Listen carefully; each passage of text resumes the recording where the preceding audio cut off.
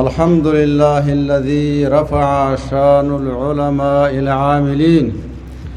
والأئمة المجتهدين فإنهم ورثة الأنبياء والمرسلين وسراج العباد ومنابر البلاد وزياء الإسلام وقوام الأمة والصلاة والسلام على رسوله محمد صلى الله عليه وسلم أما بعد فأعوذ بالله من الشيطان الرجيم بسم الله الرحمن الرحيم قال الله عز وجل في كتابه المجيد وفرقانه الحميد يرفع الله الذين آمنوا منكم والذين أوتوا العلم درجات وقال رسول الله صلى الله عليه وسلم من تعلم العلم ليجاري به العلماء أو ليماري به السفهاء أو ليصرف إليه وجوه الناس أدخله الله النار. وقال الإمام الحسن البصري رحمه الله لا يكن حظ أحدكم من علمه أن يقول له الناس عالم. زما خوگو قابل قدر او قابل احترام علماء و مشایخ و اهل علم او عوامة الناس او د دې کلی د سلفیت د کالونی اوسودن کی ورونه نوجوانان خواص او عوام پکار دي چې موږ او تاسو د الله رب العزت عظیم شکر ادا کړو. زموږ معزز زموږ استاد مشایخ او علما او سلف دا شکر دا 15 قسمونو ته تقسیم کړی دی. زما د علم مطابق زما معززو هغه تقسیمونه په خپل ځای باندې ډېر افضل او غوره دي. زما په نسبت باندې دا شکر دا په دوه قسمه دی، شکر الخالق و شکر المخلوق. د ټولو نه اول موږ او تاسو د الله رب العزت شکریا ادا کوو چې الله رب العزت موږ او تاسو ته دلته توفیق راکړو او دلته د عظیم الشان مجلس علمی ته حاضر شو او بهم د دې علما او مشایخ سره ملاقات وشو او بهم دغه نورانی مخونه ولید. الحمدلله چې د دې په لیدلو باندې موږ او تاسو ټول خوشاله شو. زما معززو دویم نمبر کې هغه شکر د مخلوق دی. د مخلوق شکر دا دی د ټولو نه موږ اول د دې خپلو دا کوم چې موږ او تاسو ته مخامخ علما ناستي فارغ شوي د علوم شرعیه او به د وړې دورینا د دې د والدینو شکریا ادا کوو چې الله رب العزت هغه ته توفیق ورکړو او د خپل بچینی د علم نافع د فارا دی جامعې تر ولېګل او زمونږ استاد د فضیلت الشیخ ابو عمار سمع الله حفظه الله تعالی ورعاه دا غي په شاګردۍ کې دا غي په درس او تدریس کې داخل شو. نو دا یو لوی سعادت او یو لوی نکبختی ده. دویم نمبر کې موږ شکر ادا کوو د فضیلت الشیخ ابو عمار سمع الله حفظه الله تعالی ورعاه چې زمونږ استادو د بچو د فارا داسې یو عظیم مرکز جوړ کړی دی چې د قرآن او د حدیث نمائندګي کوي. الحمدلله و شکر لله. بیا په دې سختو شرایطو کې چې هر طرف ته مشکلات دي، مادي مشکلات دي، اقتصادي مشکلات دي، سیاسي مشکلات دي، د دې سره سره د لوی همت کړی دی او دغه همت به ان شاء الله مقام عالیه ته رسي. لکه څنګه چې علماء ذکر کړي همت الرجال تهدم الجبال فإن الهمة أساس ودليل لجميع الأعمال.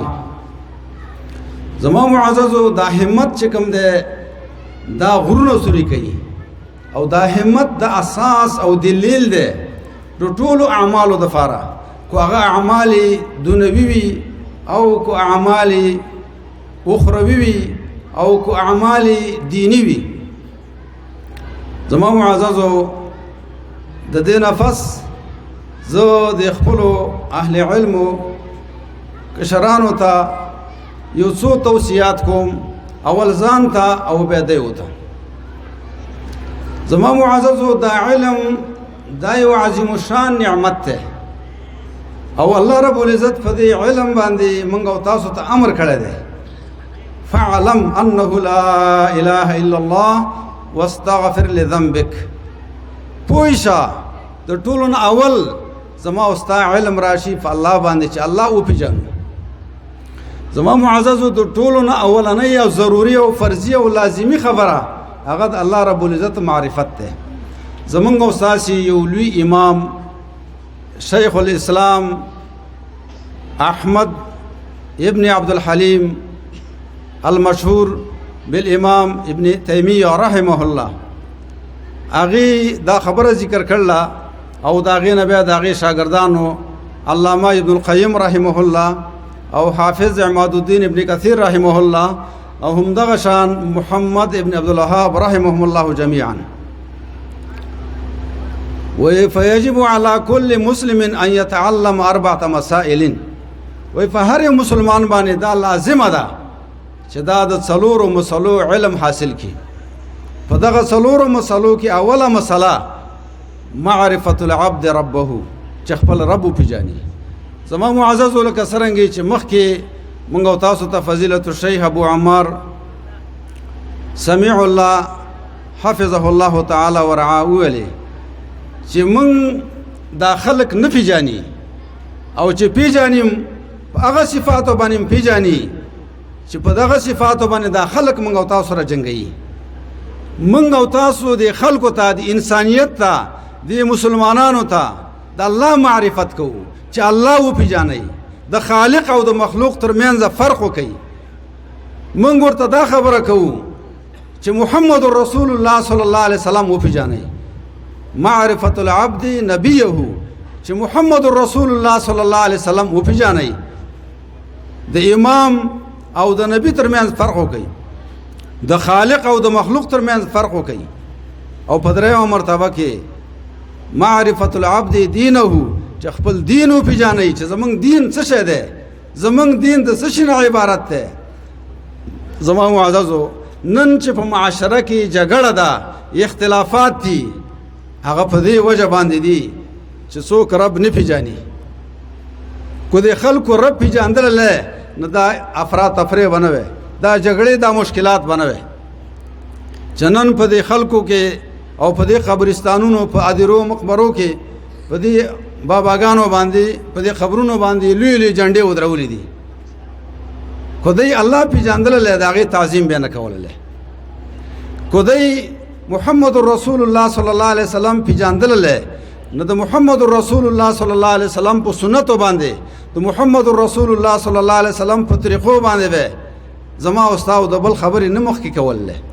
خو محمد رسول الله صلی الله علیه وسلم شخصیت، د محمد رسول الله صلی الله علیه وسلم سیرت، د محمد رسول الله صلی الله علیه وسلم طریقې نه پیژني. ځکه چې د خلکو کې دا جګړه او دا اختلاف او دا افراط تفریح پرته ده. نو زما معززو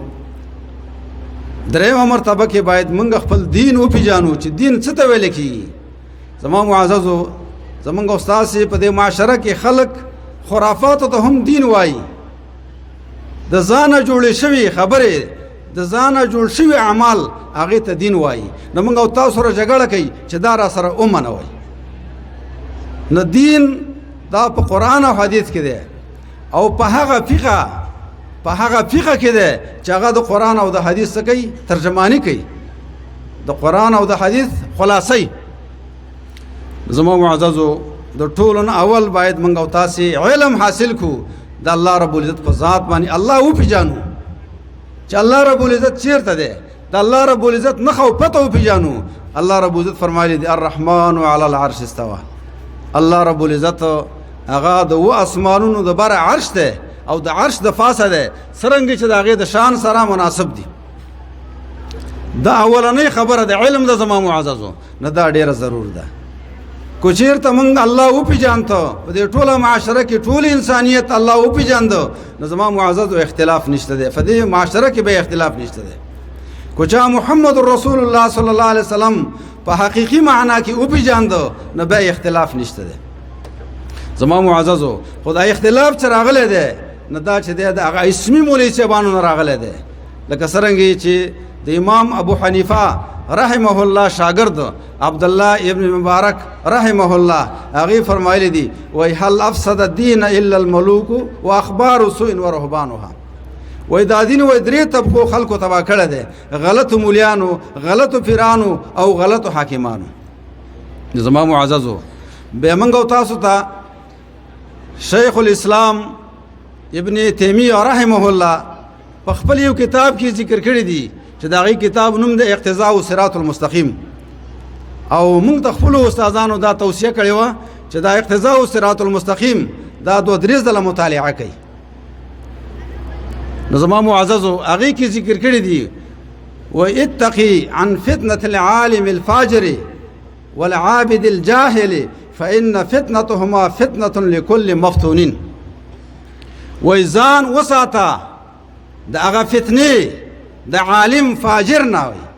هغه عالم چې هغه د الله او د الله د رسول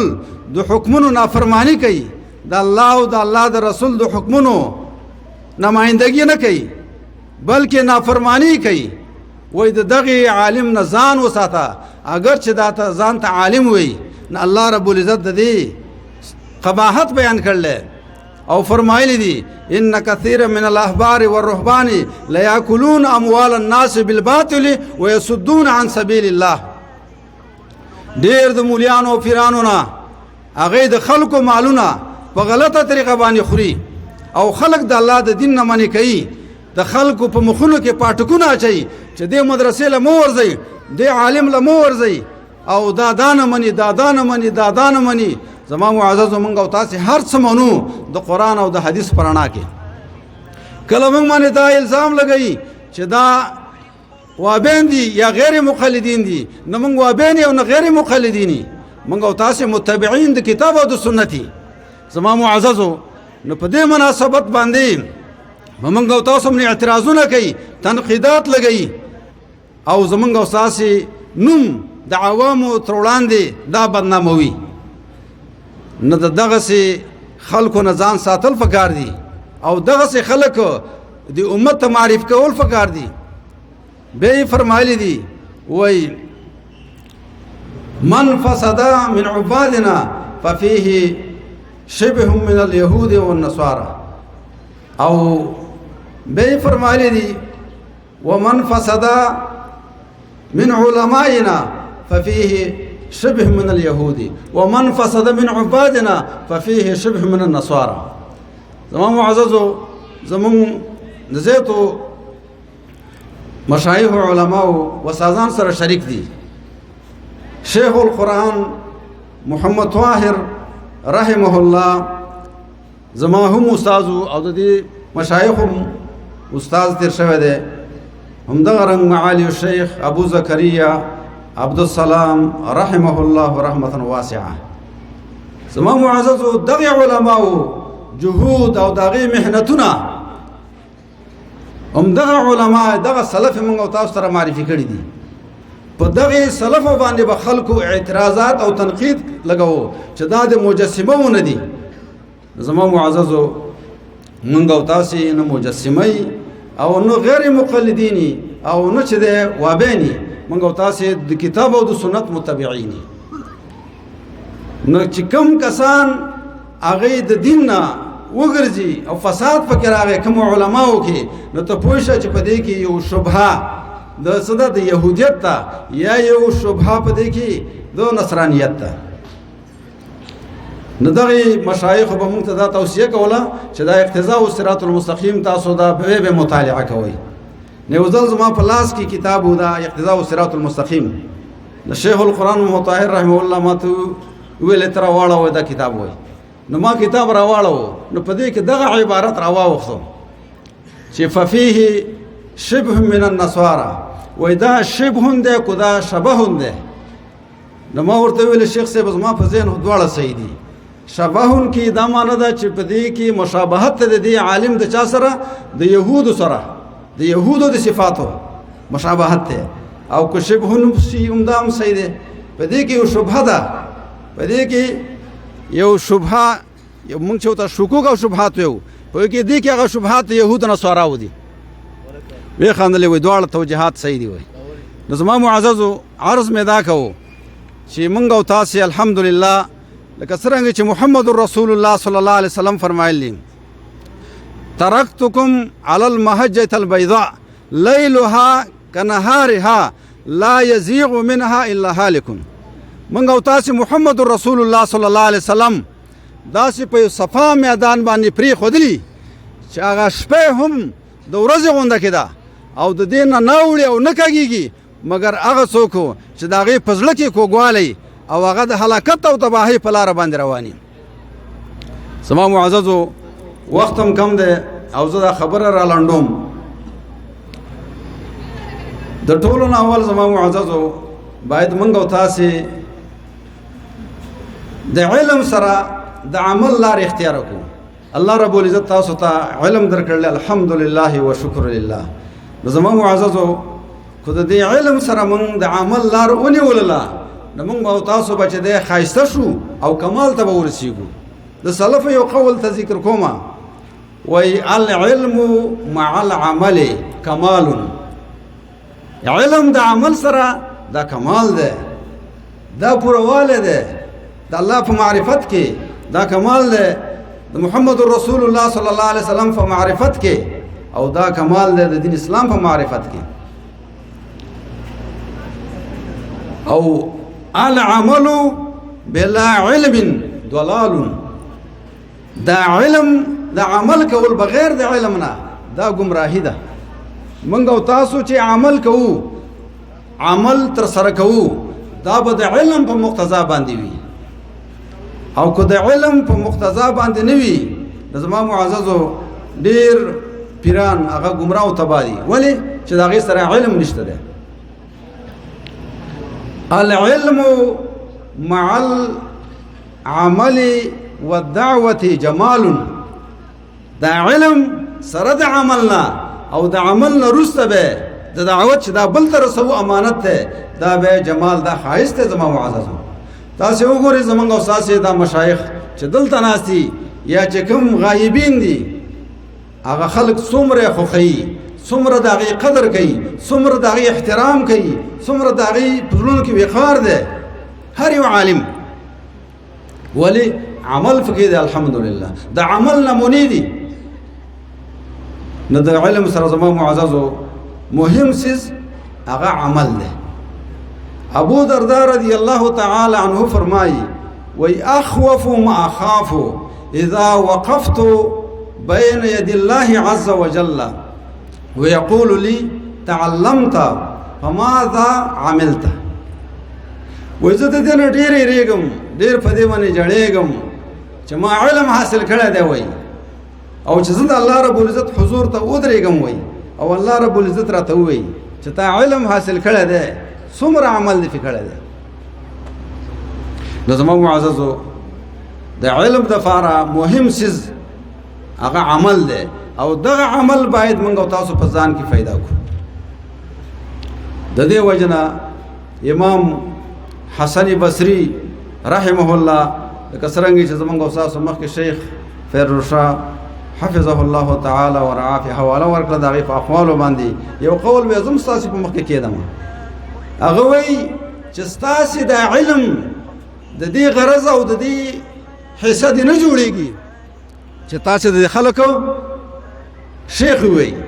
تاسو د خلک عالم وي تاسو د خلکو دا وي چې دا شیخ صاحب دی او دا عالم صاحب دی زما معززو انما الاعمال بالنیه د ټول اعمال دار مدار نیت پورې تړلې ده او تاسو د زمونږ استاد فضیلت الشیخ ابو عمار سمیع الله حفظه الله تعالی ورعاه په دې حدیث کې به ډېر توجیهات کړي دي الله دې ورته خیر ورکړي زما معززو دا نیت ډېر مهم شی دی زمونږ استاد دا میډیا چې دا مخته پرته ده او زمونږ تاسو دا میډیا په په دې نیت باندې استعمالو، نیت باندې چې دا دین دعوت او عقیده دا خورشي او زمونږ او تاسو په دې کې تشهیر ځان خودنه نه وي، نو کې دې شي چې موږ او تاسو په الله اجر راکړي. او کو د دې مقصد زمونږ او تاسو دا سوي شهرت وي، په علم باندې د عمل تقاضا نه وي، نو زموږ معززو هغه ما تاسو د وړاندې د ابن ماجه رحمه الله، امام ابن ماجه رحمه الله حدیث ولستل دی، نو به عزت کوم دی ادخله الله النار، الله به ور د جهنم ته داخل کی. زموږ معززو اخیرنۍ خبره دا ده، سفیان ثوری رحمه الله خپل شاګردانو ته یو 15 توصیه کړې وي. دا هغه 15 توصیاتونه الحمدلله تاسو درې عملي کړې دي، او کې دې چې دا دوم تاسو عملي کړې الحمدلله. خو موږ او تاسو اوس د میدان د دعوت میدان ته وځو، نه دغه دوه کې ډېر زیات مهنت او خواري کوو. هغه 15 خبرې دادي. د ټولو نه اول الانصات، چې کله استاد ته کې ناستللې وي د درس تدریس د علم د حاصلولو لپاره، نو پورا په سوچ او غور به کېنئ، چپ. دویم نمبر کې الاستماع، د استاد خبره به پوره اورئ، استاد ته به ډېر متوجه کېنئ، د استاد درس به پوره اورئ. دریم نمبر کې زما معززو الحفظ، دا استاد خبره پوره یادول. او څلورم نمبر کې المذاکرة والمراجعه، هغه خبره به یادول، به تکرار کول چې هغه زمونږ استادو نه هیر نشي. او څلورم نمبر ثم العمل، پاغه باندې عمل کول. زموږ نو د دې ټول مخلوق نه، د دې ټول انسانیت نه دې تمنګ او تاسو ډېر محتاج یې چې موږ او تاسو په خپل په عمل وکړو، او که عمل هم په ونکړو چې دا څه ویو او دا سم اوریدلې دي او سم زت کړې دي. زموږ معزز سورۃ صف تاسو تر مخه شاهد ده. یا ایها الذین آمنوا لم تقولون ما لا تفعلون کبر مقتا عند الله ان تقولوا ما لا تفعلون. اے مؤمنانو چې دا څه ویوي په دې باندې عمل وکړي، او چې ویوي عمل په نه کوي، دا د الله په وړاندې د غضب او د غصې خبره ده. زما معززو اخیرنۍ خبره د امام سفیان ثوری رحمه الله، ثم النشر والدعوه، دا به موږ او تاسو د امت ته وړاندې کوو. خو ګوره ډېر په ښایسته اسلوب باندې، ډېر په ښایسته طریقه باندې، چې کوم د دین اسلام د اسلام په جامه کې دشمنان دي، د دین اسلام دشمنان د اسلام په جامه کې هغه محتاج دي بدنام کړي. او مخکې ورته شیخ صاحب محترم چې موږ راولو دي خبرې موږ واورېدلې چې موږ او تاسو باندې لیبلې لګولې دي. او شاه اشرف علي رحمه الله چې لوی عالم تیر شوی دی، هغه یو خبره کړې ده، زه ستاسو د مخ اقدم هغه ویل دي، وای وهابي با ایمان بے ادب،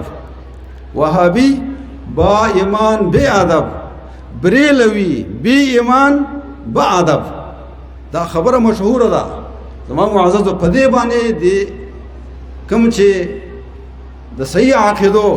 او مخالفت کې شپه ورځ تیري، هغه په موږ او تاسو دا لیبل لګول، وای چې وهابیان اهل الحديث دې د ایمان خوندان دي، د سره د کتاب او د سنت علم ده، په ایمان باندې سنبال دي، خو دې کې څه بے ادبي شته. دا خبره موږ او تاسو نه منو چې الکتاب و سنت بجميع اطرافه ادب و تربیه. دا کتاب او سنت په ټولو آداب سره دا ادب ده، د دې تربیت ته چې موږ او تاسو خپل مشایخ راکړل دي. خو موږ او تاسو په ډیر زیات آدابونه او ډیر د ښه اخلاقونه به کار اخلو، لکه څرنګه چې موږ او تاسو ته معالي الشیخ ابو عمر عبدالعزیز نورستاني حفظه الله تعالی ورعاه ویلي، د الله رب العزت دو کتاب نه یو آیات کریمه پیش کو چې محمد رسول الله صلی الله علیه وسلم ته الله وایي چې ستا ډیر ښایسته اخلاق دي،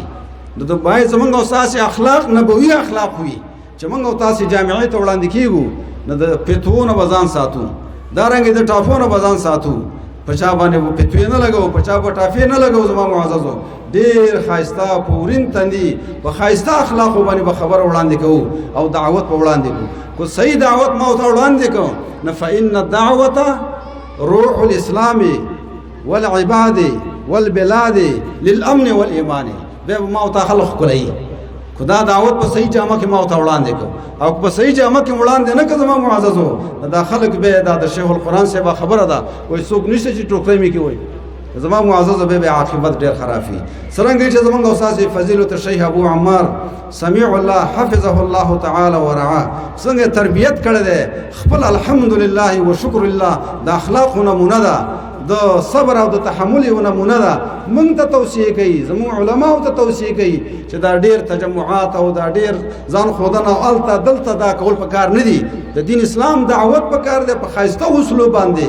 زما معززو تاسو ته همدا اخرنۍ توصیه د امام سفیان ثوری رحمه الله الله رب العزت دا جامعه آباد لري الله رب العزت دی علماء ته علم نافع او عمل صالح ور نصیب کی الہ العالمین دی والدینو ته جزای خیر ورکی الله رب العزت دی جمع غفیر ته بخشش او مغفرت کی الہ العالمین دی په موږ تاسو کې صحیح عقیده د دین اسلام راولي والله دی موږ تاسو په دې باندې استقامت را نصیب کی